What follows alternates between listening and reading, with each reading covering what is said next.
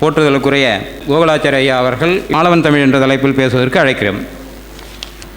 ஆழ்வார்கள் வாழி, அருளிச் செயல் வாழி, தாழ்வாது மெல்குறவர் தாம்பாழி, ஏழ்வாரும் செய்ய விரைத்த அவைகள் தாம்பாழி, செய்யமறை தன்னுடனே சேர்ந்து ஊழிதோறும் ஊழிதோறும் உலகம் உய்ய உம்பர்களும் கேட்டு உய்ய அன்பினாலே வாழி என்னும் பூதம்பேய் பொய்கை மாறன் மைஷேர்கோன் பட்டபிரான் மங்கை வெந்தன் ஓழியர்கோன் தொண்டர் துகள் பாணன் கோதை குலமுனிவன் கூறிய நூல் போதி வீதி வாழியன வரும் திரளை வாழ்த்துவார் தம் மலரடியன் சென்னிக்கு மலர்ந்த பூ.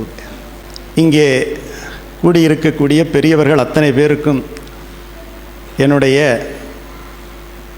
வணக்கங்களை தெரிவித்துக் கொள்ளுகின்றேன். இந்த அரங்கத்திலே ஏன் எதிரிலே இந்த கடிகாரத்தை வைத்தார்கள் என்பது எனக்கு இப்போதுதான் தெரிகிறது. எப்பொழுது ஆரம்பித்தாலும் முடிக்கிறது 8:40 முடிச்சிடணும். 30 நிமிடம். திருப்பாவை என்பது 30 பாசுரம். பாசுரத்துக்கு 1 நிமிஷம்னா ஒரு பாட்டு படிக்க தான் முடியும், அர்த்தம் சொல்ல முடியாது, இல்லை அந்த பாசுரத்தினுடைய சாரமான கருத்தை சொல்ல முடியாது. ஏனென்றால் கேட்பது ரொம்ப கடினமான செயல். காரணம், வள்ளுவர் அதைத்தான் உயர்வா சொல்றார். பேசுறது உயர்வா சொல்லலை. பேசுறத அவன் பெரிய அறிஞன் வீரன் அப்படின்ட்டு தான் சொல்றாரு தவிர அது ஒரு பெரிய செல்வமா சொல்லலை. ஆனால் கேட்பதைத்தான் செவிச்செல்வம் என்று சொல்றார். செவிச்செல்வம் என்று மட்டும் சொல்லலை, செல்வத்துள் செல்வம் செவிச்செல்வம் அப்படின்னு சொல்லிட்டு அச்செல்வம் செல்வத்துள் எல்லாம் தலையங்கிறார். கேட்பது என்பது ரொம்ப முக்கியம். ஏன்னா இங்கே ஆழ்வார் என்ன சொல்லி இருக்கிறார் அப்படின்னு சொன்னால், இறைவன் கண் வழியே புகுந்து மனதிலே நிறைகின்றானா, செவி வழி புகுந்து மனதிலே நிறைகின்றானா என்று சொன்னால் செவி வழி புகுந்துதான் மனதிலே நிறைகின்றான். ஆழ்வார் ஒரு பாசுரத்தில், ஆழ்வார்னா நம்ம ஆழ்வார், புவியும் இருவிசும்பும் நின்னகத்த நீ என் செவி வழி புகுந்து சிந்தைதனில் நின்றாய் அவியத்த நீ பெரியை நான் பெரியன் என்பதனை யார் அறிவார் உன் பருகு நேமியாய் உள்ளுன்னுட்டு அற்புதமான பாசுரம். அப்படிப்பட்ட அருமையான தமிழ் அந்த தமிழ். இதில் பாவை தமிழ் என்று கொடுத்துவிட்டு அப்புறம் ஒரு துணை தலைப்பாக மாலவன் தமிழ் அப்படின்னு கொடுத்துருக்கிறார்கள். ஏன்னா இது தில்லை தமிழ் சங்கம். மாலவன் தமிழ் என்பதனாலே அதை பிரித்து பார்க்குறேன். மால் அவன் தமிழ், மாலவன் தமிழ் என்றால் மாலவன் தமிழ், பெருமாளே தமிழ் தான். ஏன்னா வேதத்திலே இருக்கக்கூடியவன் வேதாத்மகன் என்று வடமொழியில் சொல்லக்கூடிய அவனே தமிழ் தான். ஆகையினாலே தமிழை பற்றி பேசினாலே மாலவனை பற்றி பேசுவதாகத்தான் பொருள். அமலநாதிபிரான் 10 பாசுரம். அந்த பாசுரத்திலே மந்திபாய் வட வேங்கட மாமலை வானவர் சந்தி செய்ய நின்றான் அரங்கத்து அரவினனையான் அந்தி போல் நிறத்து ஆடையும் அதன் மேல் அயனை படைத்த ஓரையில் உந்தி மேலதன்றோ அப்படின்ட்டு பாட்டு.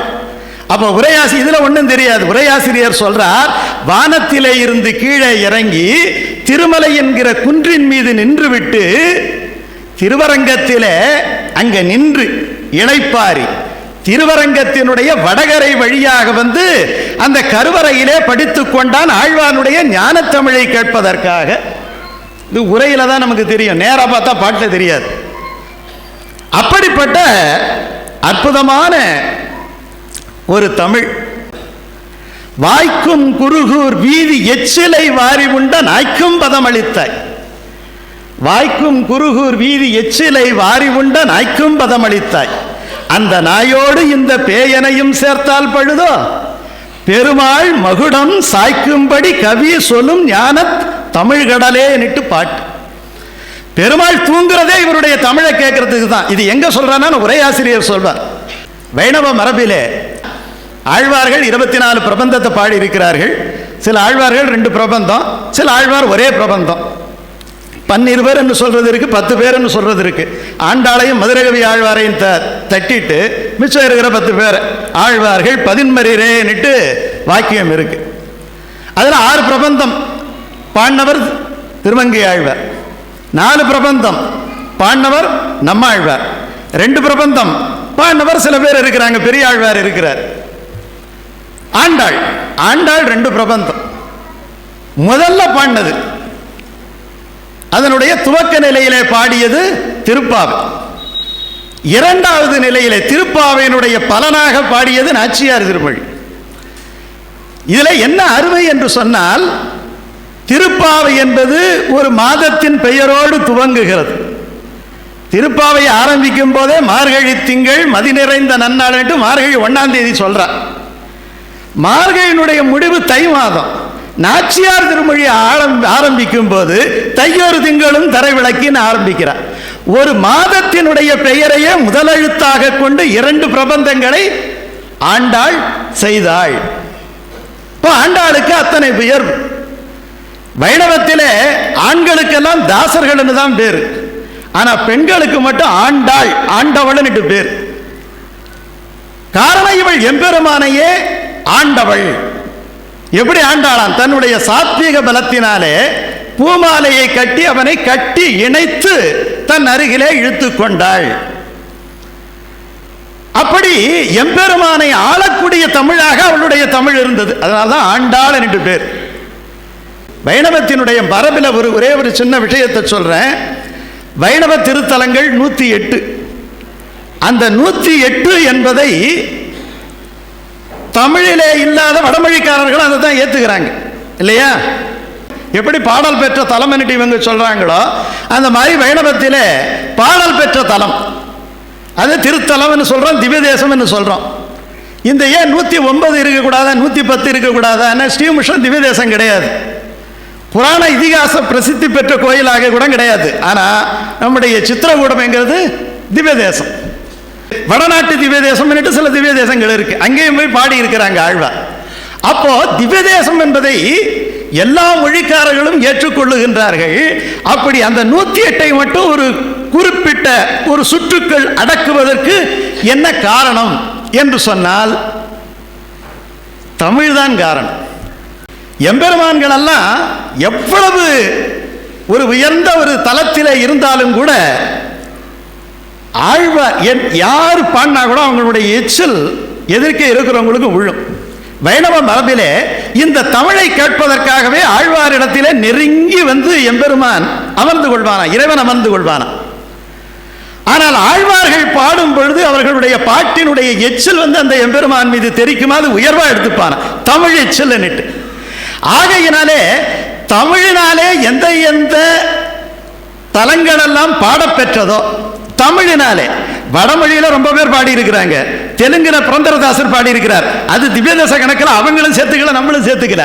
அப்போ தமிழுக்கு ஏற்றம் தருவது போல இந்தியா முழுவதும் இருக்கக்கூடிய திருமால் தலங்களிலே எந்தெந்த தலங்களுக்கு ஆழ்வார்கள் எழுந்தருளி தமிழினாலே பாடி இருக்கிறார்களோ ஒரு வரியாவது பாடி இருந்தால் அதற்கும் தான் திவ்ய தேசம் என்று இந்த இந்தியாவே ஏற்றுக்கொள்ளுகின்றது.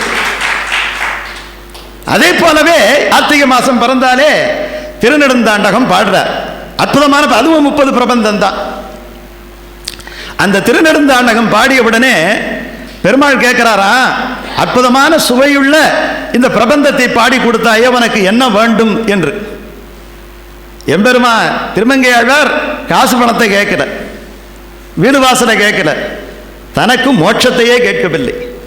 அப்ப என்ன கேட்டாரன்னா, தமிழை நீ செவிகுளிர கேட்க வேண்டும், இந்த மாதம் முழுவதும் தமிழை நீ செவிகுளிர கேட்க வேண்டும், கருவறையிலே உன் தமிழ் ஒலிக்க வேண்டும். வேத சாமியம் இவங்க சொன்னா கூட அர்த்தம் அதுதான்.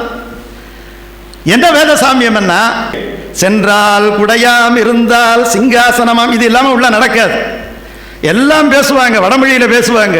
வைகுண்டேது பரே லோகே ஸ்ரீயாசார்த்தம் ஜெகத்பதிகி ஆஸ்தேர் விஷ்ணு சிந்தியாத்மா பக்தர் பாகவதை. இது பாண்டவனே அடுத்து தமிழுக்கு வந்துருவாங்க.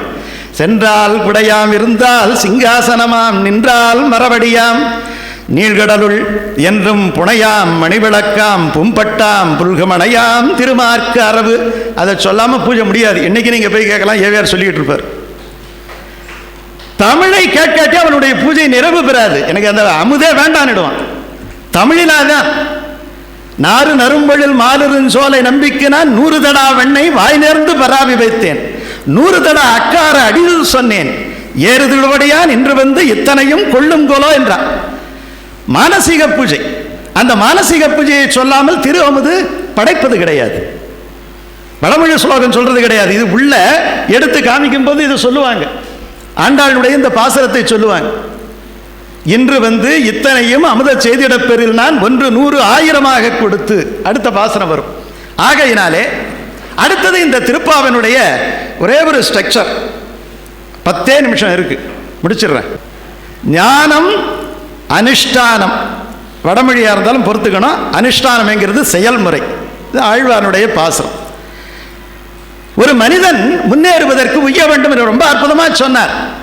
மாணிக்க வாசகர் தன்னுடைய அந்த பதவி பட்டங்களை எல்லாம் தூக்கி தூர போட்டு, அப்படி இருந்ததான் ஆன்மீகத்துக்கு வர முடியும். அதை வச்சுக்கிட்டா இது எங்க வர்றது?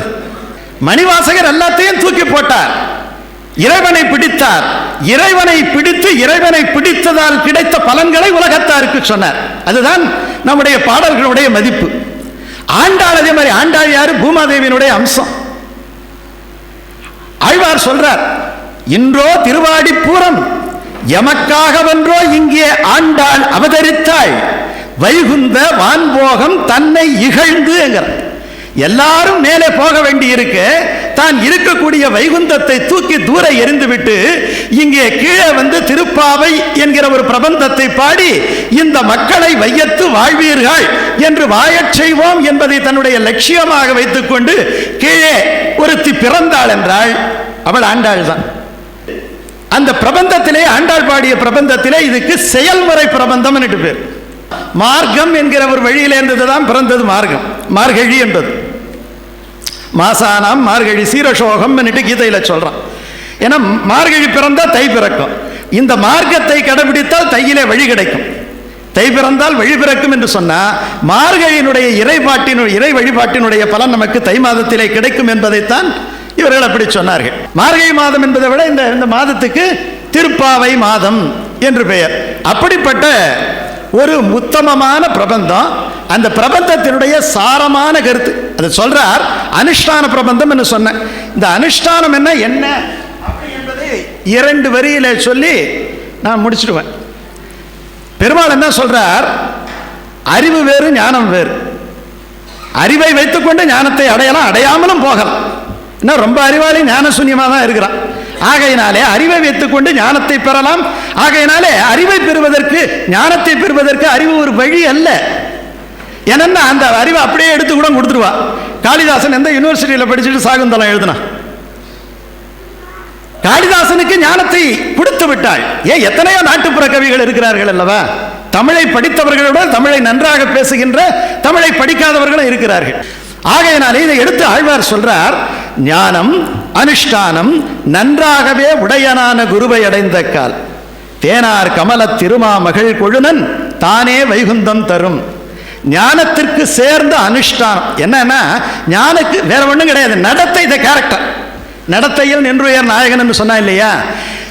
ஞானம் ஒருவனுக்கு இருக்கிறது என்பதை அவனுடைய பேச்சை வைத்து கண்டுபிடிக்க முடியாது.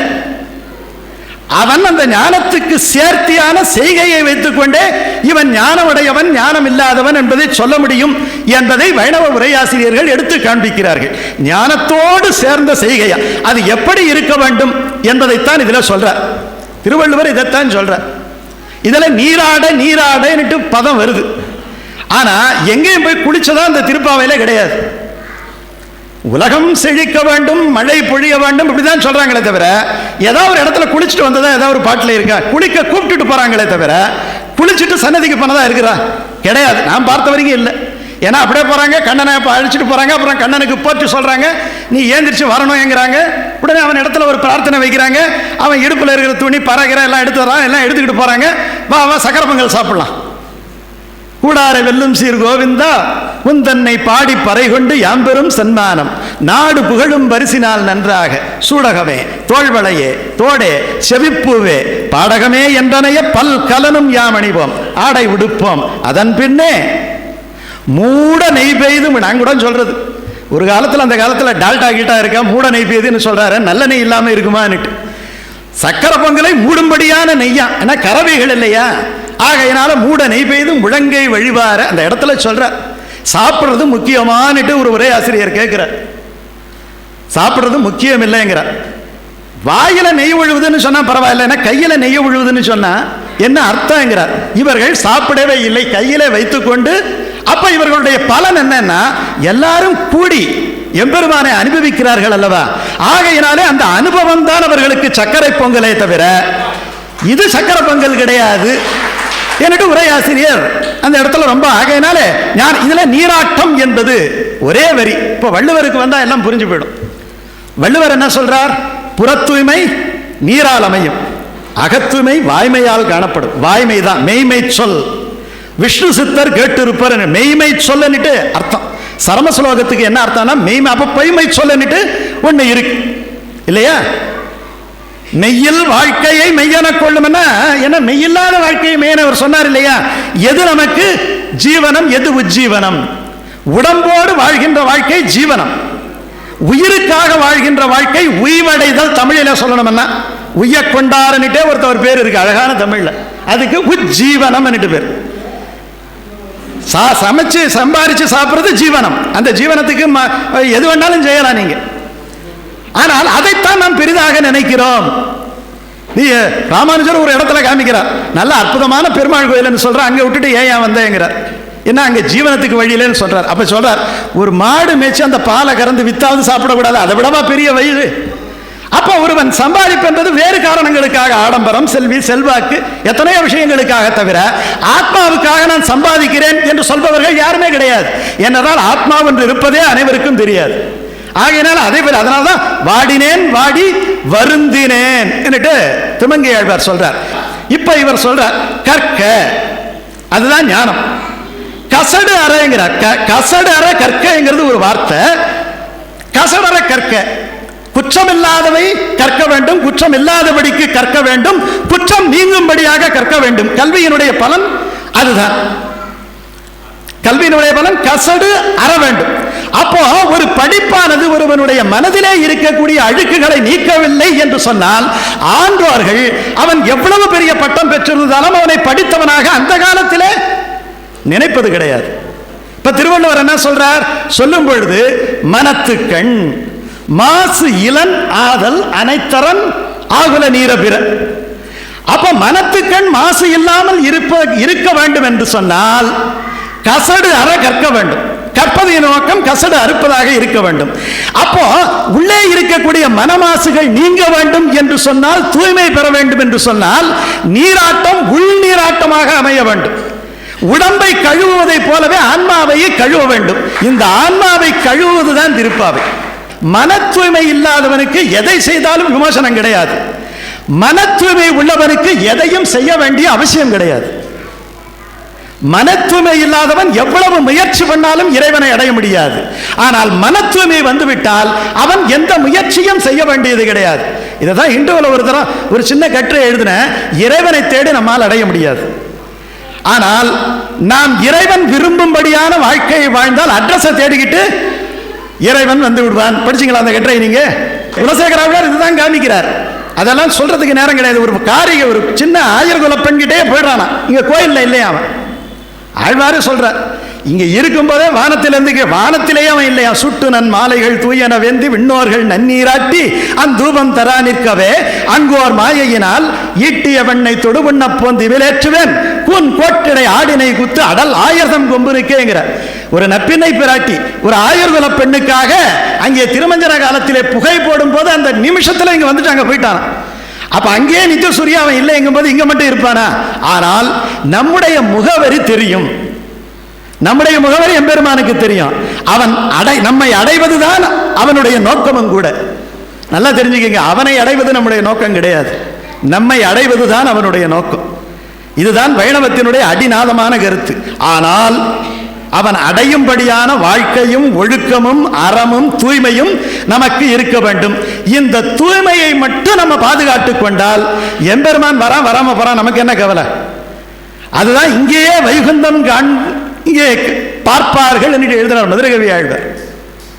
பயன் நன்றாகிலும் பங்கலராகிலும் செயல் நன்றாக திருத்தி பணிகொள்வான் குயில் நின்றார் புயல் சூழ் குருகூர் நம்பி முயல்கின்றேன் முன் தன் மொய்களற் கண்பையே அன்பன் தன்னை அடைந்தவர்கெல்லாம் அன்பன் தென்குருகூர் நகர் நம்பிக்கை அன்பனாய் மதுரகவி சொன்ன சொல் நம்புவார் பதி வைகுந்தம் காண்பினே. இதுவே வைகுந்தம்.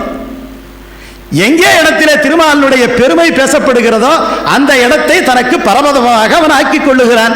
அப்படி பார்த்தோம்னா ஒரு 25 நிமிஷமா எனக்காக இல்லாட்டியும் உங்களுக்காவது பெருமாள் இங்க வந்து இருக்கிறார். இப்பொழுதைக்கு இதுதான் வைகுந்தம்.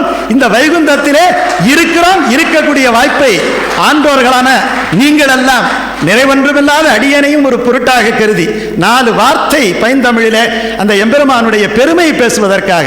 என்னுடைய தமிழிலே எதுவும் கிடையாது, ஆனால் ஆண்டாள் தந்த தமிழிலே ஒரு துளி எடுத்து சொல்லக்கூடிய வாய்ப்பை நீங்கள் எல்லாம் தந்தீர்கள். உங்களுடைய பொற்பாத மலர்களுக்கு என்னுடைய வணக்கத்தை தெரிவித்துக் கொண்டு இந்த வார்த்தையை நான் நிறைவு செய்கிறேன். மணி 8:40.